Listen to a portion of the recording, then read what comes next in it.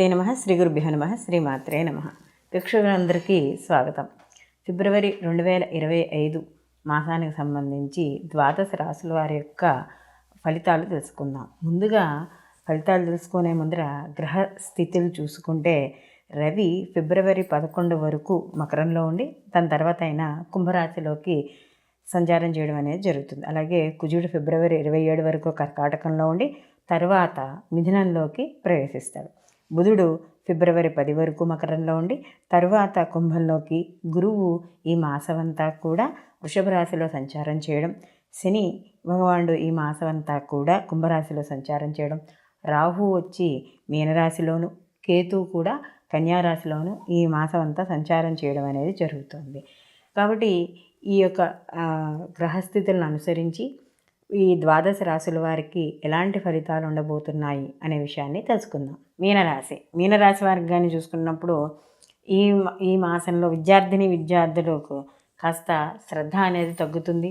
అనవసరంగా స్నేహితులు సంబంధించిన విషయాల్లో వాటిల్లో కాస్త శ్రద్ధ ఎక్కువ ఇస్తారే తప్ప విద్య మీద చేసే పని మీద మాత్రం అసలు వీళ్ళకి శ్రద్ధ ఉండదు. ఇతర వ్యాపకాలు ఎక్కువగా ఉంటాయి. అలాగే ఏలినాటి శని ప్రభావం కూడా వీళ్ళ మీద ఉంటుంది కాబట్టి ప్రతి పని యందు బద్ధకము, ఏం చేస్తానులే తర్వాత చేసుకోవచ్చులే అనే పనులు వాయిదా వేయడము ఇలాంటివి ఎక్కువగా కనపడుతూ ఉంటాయి ఈ మాసంలో. అలాగే ఆర్థికపరమైన విషయాల్లో కూడా ఆదాయంతో సమానంగా ఖర్చులు ఉంటాయి. అనవసరమైన అప్పులు చేయడం, ఆ అప్పులు చేసిన అప్పులు తీర్చలేక కాస్త ఇబ్బంది పడ్డము, లేదా ఏదైనా సమాజపరంగా ఒక నామో ఒక ప్రెస్టేజీ కోసం అప్పులు చేసి కాస్త ఎక్కువగా పాష్గా కనపడడానికి చేసే ప్రయత్నాలు ఏవైతే ఉన్నాయో అవి తర్వాత కాస్త ఇబ్బందిని కలిగించే అవకాశాలు ఉంటాయి. అలాగే అనారోగ్య సమస్యలు, కాస్త కుటుంబపరంగా కూడా కాస్త చిరాకులు ఇవన్నీ కూడా ఉంటాయి. విలువైన వస్తువులు కొనుగోలు చేసేటప్పుడు, అమ్మేటప్పుడు లేదా ఎక్కడికైనా తీసుకెళ్ళేటప్పుడు కూడా జాగ్రత్త అనేది వహించాలి. అలాగే అనవసరమైన పనులకు కూడా అక్కలేని అపనిందలకు గురి అయ్యే అవకాశం అనేది ఉంటుంది. అలాగే భార్యాభర్తల విషయాల్లోనూ, అలాగే ఏదైనా ప్రేమ వ్యవహారాల్లో కూడా జాగ్రత్త అనేది వహించాలి. తొందరపడి తీసుకునే నిర్ణయాలు కాస్త ఇబ్బంది పెట్టే అవకాశం అనేది ఉంటుంది. అలాగే వివాహానికి సంబంధించిన విషయాల్లో కాస్త ఆలస్యం కనబడుతోంది. కాబట్టి వివాహం సంబంధించిన ఎవరైనా విషయాలు ఏదైనా తేల్చుకుందామని అనుకున్నప్పుడు ఆ వెంటనే తేలకపోవడము, వాయిదా వేస్తూ ఉండడం ఇలాంటివి కనబడుతూ ఉంటాయి. భార్యాభర్తల మధ్య యొక్క అనుకూలత లేకపోవడం వల్ల ఎప్పుడు రోజు ఏదో ఒక చింతనం, ఏదో ఒక గొడవ, ఏదో ఒకటి ఇలా మాట పట్టింపులు ఇలాంటివన్నీ కూడా ఉంటాయి. అలాగే ఈ యొక్క ఏదైతే చెడు వ్యసనాలు ఉంటాయో ఆ వ్యసనాలతో జాగ్రత్తగా ఉండాలి.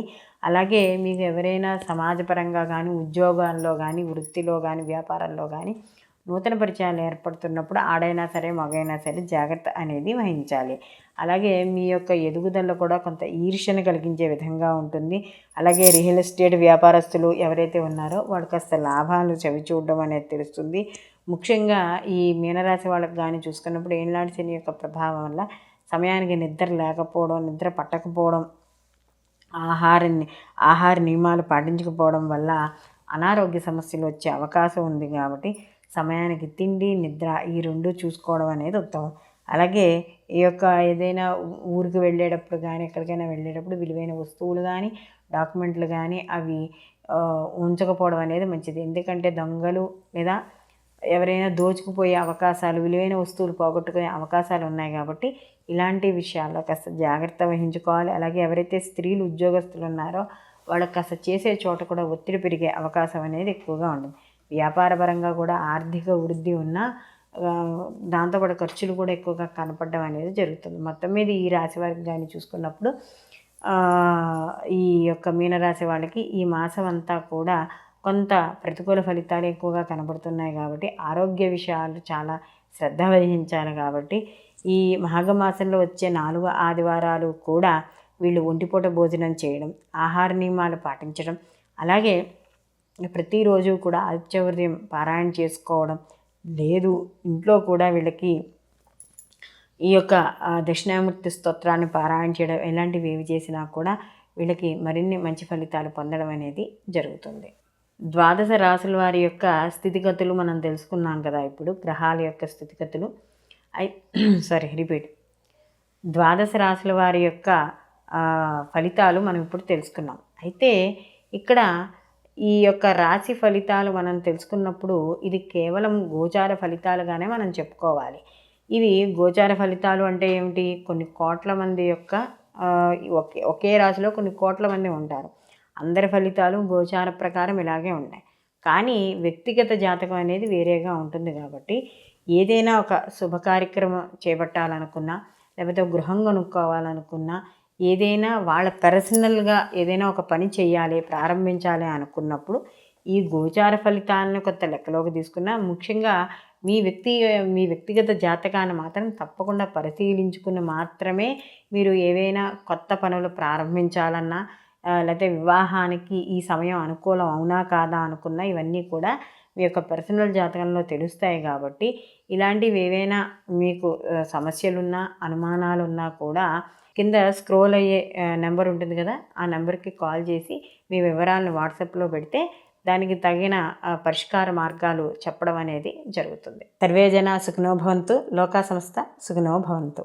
ద్వాదశ రాశుల వారి యొక్క స్థితిగతులు మనం తెలుసుకున్నాం కదా. ఇప్పుడు గ్రహాల యొక్క స్థితిగతులు రిపీట్ ద్వాదశ రాశుల వారి యొక్క ఫలితాలు మనం ఇప్పుడు తెలుసుకున్నాం. అయితే ఇక్కడ ఈ యొక్క రాశి ఫలితాలు మనం తెలుసుకున్నప్పుడు ఇది కేవలం గోచార ఫలితాలుగానే మనం చెప్పుకోవాలి. ఇవి గోచార ఫలితాలు అంటే ఏమిటి? కొన్ని కోట్ల మంది యొక్క ఒకే రాశిలో కొన్ని కోట్ల మంది ఉంటారు. అందరి ఫలితాలు గోచార ప్రకారం ఇలాగే ఉన్నాయి. కానీ వ్యక్తిగత జాతకం అనేది వేరేగా ఉంటుంది కాబట్టి ఏదైనా ఒక శుభ కార్యక్రమం చేపట్టాలనుకున్నా, లేకపోతే గృహం కొనుక్కోవాలనుకున్నా, ఏదైనా వాళ్ళ పర్సనల్గా ఏదైనా ఒక పని చేయాలి, ప్రారంభించాలి అనుకున్నప్పుడు ఈ గోచార ఫలితాలను కొంత లెక్కలోకి తీసుకున్నా, ముఖ్యంగా మీ వ్యక్తిగత జాతకాన్ని మాత్రం తప్పకుండా పరిశీలించుకుని మాత్రమే మీరు ఏవైనా కొత్త పనులు ప్రారంభించాలన్నా, లేకపోతే వివాహానికి ఈ సమయం అనుకూలం అవునా కాదా అనుకున్నా, ఇవన్నీ కూడా మీ యొక్క పర్సనల్ జాతకంలో తెలుస్తాయి. కాబట్టి ఇలాంటివి ఏవైనా మీకు సమస్యలున్నా, అనుమానాలున్నా కూడా కింద స్క్రోల్ అయ్యే నెంబర్ ఉంటుంది కదా, ఆ నెంబర్కి కాల్ చేసి మీ వివరాలను వాట్సాప్లో పెడితే దానికి తగిన పరిష్కార మార్గాలు చెప్పడం అనేది జరుగుతుంది. సర్వే జన సుఖినో భవంతు, లోకా సంస్థ సుఖినో భవంతు.